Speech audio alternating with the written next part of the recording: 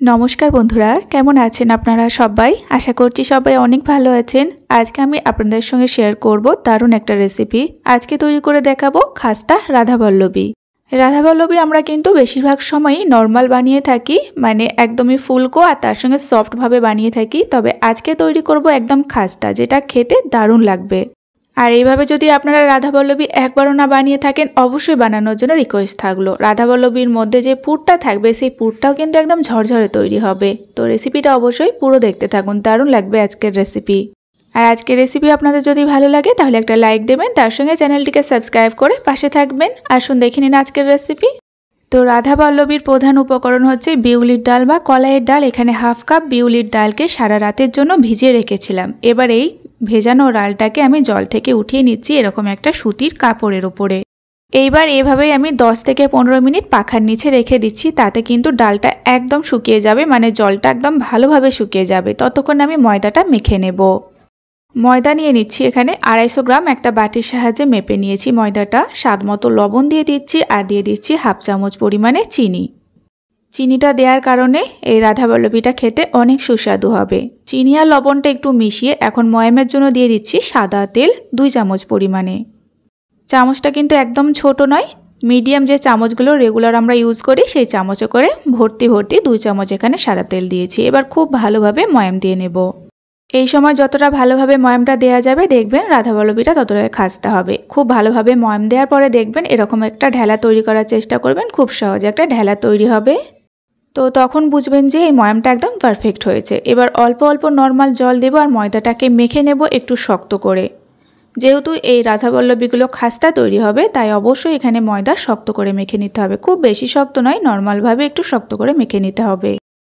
ময়দাটাকে এখানে মেখে নিয়েছি আর অবশ্যই একটু হাত দিয়ে ঠেসেও মেখে নিতে হবে, তাহলে কিন্তু রাধাবল্লভীগুলো একদম ফুলকো তৈরি হবে। এবার এটাকে আমি প্রায় রেস্টে রেখে দেবো 5 থেকে 10 মিনিট মতো। তো ততক্ষণে আমি পুরটা তৈরি করে নেব। তো দেখুন এখানে আমি সুতির কাপড় থেকে উঠিয়ে নিয়েছি ডালটা, আর একটুও জল নেই, দেখুন একদম ঝরঝরে হয়েছে। তো এবার এটাকে আমি একটা মিক্সিং জারের মধ্যে নিয়ে নিচ্ছি আর জল ছাড়ে একদম মিহি করে এটাকে পেস্ট করে নেব। জল ছাড়া এভাবে পেস্ট করে নেবেন, দেখবেন ডালটা একদম ঝরঝরে হবে। কড়াইয়ের মধ্যে ভাজার সময় একটুও লেগে যাবে না। মিক্সিং জার থেকে আমি এখন হাতের সাহায্যে উঠিয়ে নিলাম একটা বাটির মধ্যে। তো এবার পুরটা তৈরি করার জন্য কড়াইটা গরম করে দিয়ে দিলাম 3 চামচ পরিমাণে সাদা তেল। তেলটাকে এইভাবে একটু ভালোভাবে কড়াইয়ের চারপাশে ছড়িয়ে নিতে হবে। তেলটা গরম হলে দিয়ে দিচ্ছি 1/4 চামচ পরিমাণে কালো জিরে, 1 চামচ পরিমাণে গ্রেট করা আদা। চাইলে আদাটা আপনারা বেটেও দিতে পারেন। দিয়ে দিলাম হাফ চামচ হিং আর তার সঙ্গে দিচ্ছি হাফ চামচ পরিমাণে লঙ্কার গুঁড়ো। এখন দিয়ে দিচ্ছি স্বাদ মতো লবণ আর চিনি দিয়ে দিলাম 1 চামচ, কারণ এই পুরটা একটু মিষ্টি ভালো লাগে। এবার সমস্ত কিছু একটু ভেজে নেব 10 থেকে 12 সেকেন্ড মতো। তো এখানে আমি লঙ্কার গুঁড়ো দিয়েছি, আপনারা চাইলে কাঁচা লঙ্কাটা বেটেও দিতে পারেন ঝাল অনুযায়ী। মাত্র এখানে 10 থেকে 12 সেকেন্ড একটু নাড়াচাড়া করেছি, তারপরেই আমি এখানে বেটে রাখা ডালটা দিয়ে দিলাম। আর এখানে দেখুন আগে থেকে আমি একটু মৌরি ড্রাই রোস্ট করেছিলাম, মোটামুটি হাফ চামচ মৌরি আছে। হালকা ভেজে নিয়ে এটাকে আমি একটু দানা দানা করে গুঁড়িয়ে নিয়েছি। একেবারে মিহি করে গুঁড়িয়ে নেওয়া যাবে না, একটু দানা দানা ভাব রেখে মৌরিটা গুঁড়িয়ে নিতে হবে। এবার দেখুন সমস্ত কিছুর সঙ্গে প্রথমে খুন্তির সাহায্যে একটু আমি ভালোভাবে মশলাটা মাখিয়ে নিয়েছি ডালের সঙ্গে। এরপরে একটা গ্লাসের সাহায্যে খুব চেপে চেপে দিচ্ছি মশলাটার সঙ্গে, ভালোভাবে আমি ডালটাকে মাখিয়ে নিচ্ছি। যেহেতু ডালের মধ্যে জল নেই, এইভাবে গ্লাস দিয়ে একটু চেপে চেপে মশলাটা মাখিয়ে দেবেন, দেখবেন খুব সুন্দর তৈরি হবে এই পুরটা। তো যখন দেখবেন পুরটা এরকম আস্তে আস্তে ঝরঝরে হয়ে আসছে, ফ্লেমটাকে অফ করে দিতে হবে আর গরম কড়াইয়ের মধ্যে এটা নেড়ে চেড়ে নিলেই দেখবেন পুরটা খুব সুন্দর তৈরি হয়ে যাবে। দেখিয়ে দিলাম দেখুন কড়াইয়ের মধ্যে কিন্তু একটুও লেগে যায়নি। পুরটা তৈরি হয়ে যাওয়ার পরে আমি থালার মধ্যে নামিয়ে নিয়েছি। তো পুরটা কিন্তু একদম রেডি। এটাকে আমি আলাদাভাবে এখন ঠান্ডা করতে দিলাম। আর এদিকে দেখুন ময়দাটাও খুব সুন্দরভাবে এখানে সফট হয়ে গিয়েছে আগের থেকে। এবার এই ডো থেকে আমি মিডিয়াম সাইজ করে লেচি কেটে নেব রাধাবল্লভী তৈরি করার জন্য। আজকে আমি যেভাবে পুরটা তৈরি করেছি অবশ্যই তৈরি করবেন, দেখবেন একদমই কড়াইয়ের মধ্যে লেগে যাবে না। তো দেখুন এখানে আমি সমস্ত লেচিগুলো তৈরি করার পরে এভাবে গোল করে নিয়েছি হাতের সাহায্যে। এবার একটা বড় থালার মধ্যে আমি লেচিগুলোকে উঠিয়ে নিচ্ছি, কারণ এখানে কিন্তু এই লেচি থেকে রাধাবল্লভী বেলে তৈরি করব না, হাত দিয়ে তৈরি করব। তাই এক সাইডে আমি লেচিগুলো তুলে নিলাম আর এক সাইডে দেখুন এখানে আমি পুরটাও ঢেলে নেব, তাহলে অনেক সুবিধা হবে এই রাধাবল্লভীগুলো তৈরি করা।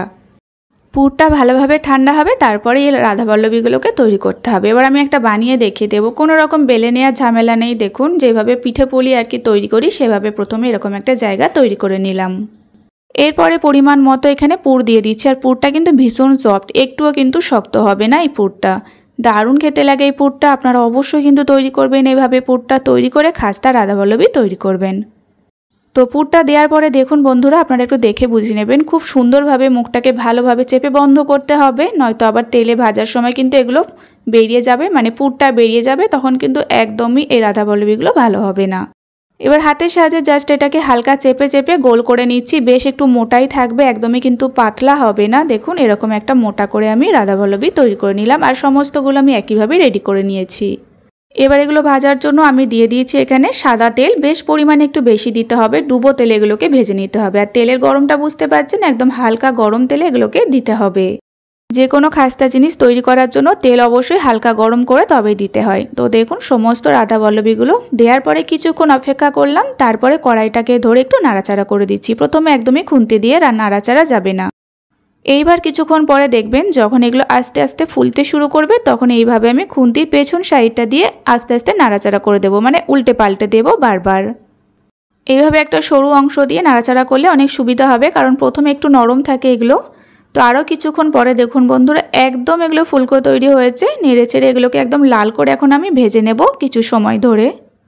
ভাজতে একটু সময় লাগবে, 10-12 মিনিট মতো দেখবেন সময় লাগবে। তার মধ্যে খুব সুন্দর একটা কালার চলে আসবে এগুলোর মধ্যে। তো এবার আমি এরকম একটা হাতার সাহায্যে এগুলোকে নেড়ে চেড়ে ভালোভাবে লাল হয়ে যাওয়া পর্যন্ত ভেজে নিয়েছি। এখন কিন্তু রাধাবল্লভীগুলো খুব সুন্দরভাবে ভাজা হয়েছে, দারুণ খাস্তা তৈরি হয়েছে বন্ধুরা। এবার এগুলোকে আমি তেল ঝরিয়ে নামিয়ে নেব। আর আপনারা দেখে বুঝতে পাচ্ছেন যে এগুলো একটুও কিন্তু পুর বেরিয়ে যায়নি, দারুণ তৈরি হয়েছে।